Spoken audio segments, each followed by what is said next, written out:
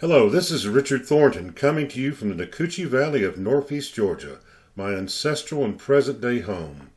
Southeastern Native Americans, whose ancestors were forcibly marched to the Indian Territory, and North Americans in general, have a misconception of what Southeastern indigenous music sounded like. What we often hear from Native American musicians these days is either the boom, boom, boom of the Western Plains or a mournful song on an Indian plains flute. What is typically played by Muskogee and Cherokee flutists are actually derived from slow, shaped-up music of early 19th century Protestant churches. Neither of these sounds would have been heard in the Muskogee Valley 300 years ago. How do we know? Of course, there are no tape recorders in the early colonial period, but we do have eyewitness accounts of both the music and the musical instruments that were played. Early Spanish explorers noted that the dance music reminded them of the rhythms of the Indians in the Caribbean Basin and southern Mexico, but there were many more instruments. Here's an example of a typical Creek dance beat.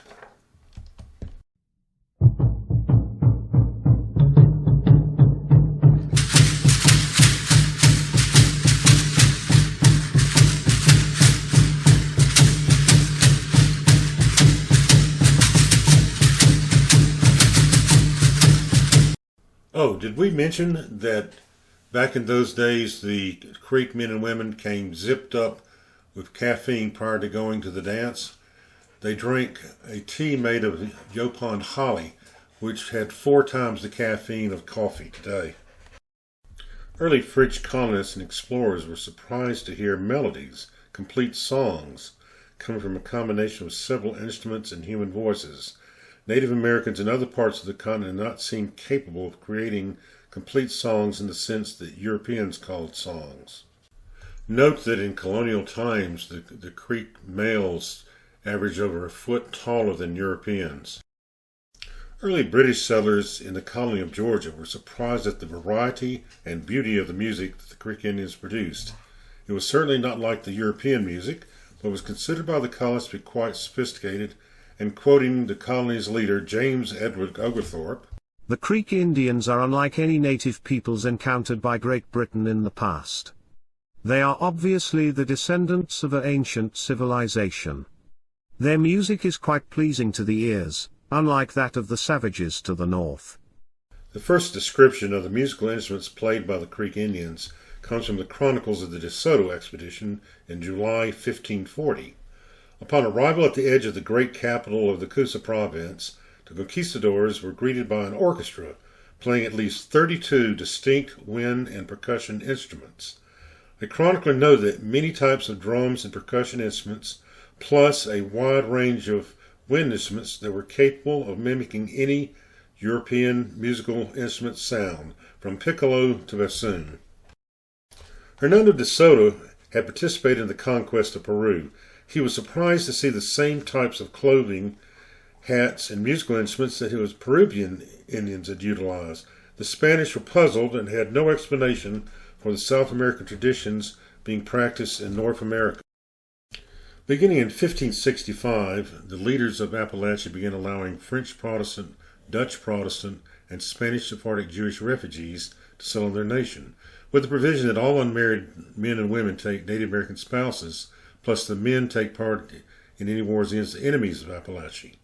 After the Spanish stopped behaving aggressively against southeastern native peoples in the mid-1600s, Apalachia allowed Spanish, Asturian, and Portuguese miners to establish mining villages in their land under the same conditions. They also allowed the governor of New Florida to build a trading post in the valley and build a trail from St. Augustine to that fort. Given the rich musical traditions of the Creek Indians, the addition of European musical traditions and instruments undoubtedly resulted in the beautiful music that Georgia colonists enjoyed. The Creeks played a wide range of South American and Mesoamerican instruments. Their music probably sounded similar to the folk music heard in Latin America today. So don't be shocked when you hear the background music for our tour of the Georgia mountains. Did you like the song at the beginning of the video? I've been playing drums and other percussion instruments since I was 6. Over the past 20 years, I've accumulated over 50 handmade Native American instruments from Tabasco, Guatemala, Peru, and Bolivia, and have been teaching myself how to play them. Much more recently, I befriended Mayas from Guatemala and Mexico who live in my community. We have jammed together from time to time. That song at the beginning of the video is a product of that fun. We hope to create more songs for videos on Native American history in the future. Most of the people who view my videos on the early history of the Americas are from other parts of the United States or even other nations. Very possibly the only hand-hand knowledge they have of Georgia has been inside the Atlanta airport, the busiest airport in the world. Otherwise, their conception of the Georgia mountains comes from such movies as I'd Climbed the Highest Mountain, The Great Locomotive Chase, Deliverance, and Cocaine Bear. Plus some shows on The Walking Dead. I Climbed the Highest Mountain was filmed in my current neighborhood, while The Great Locomotive Chase and Deliverance were filmed a few miles to the east of me. So viewers may better understand the environment of this amazing archaeological sites I'm now studying, I've put together a slideshow of my favorite photos of the Georgia mountains. These were taken in 2010, 2011, and 2012 when I was living either in a tent or an abandoned chicken house. What distinguishes the mountains of North Georgia is the complex terrain created by ancient volcanoes piercing through even older mountains. Ecological diversity and heavy rainfall, just as much rain as many parts of the Amazon rainforest. All of the rainfall creates the sources for many of the Southeast's most important rivers. It also creates waterfalls, lots of them.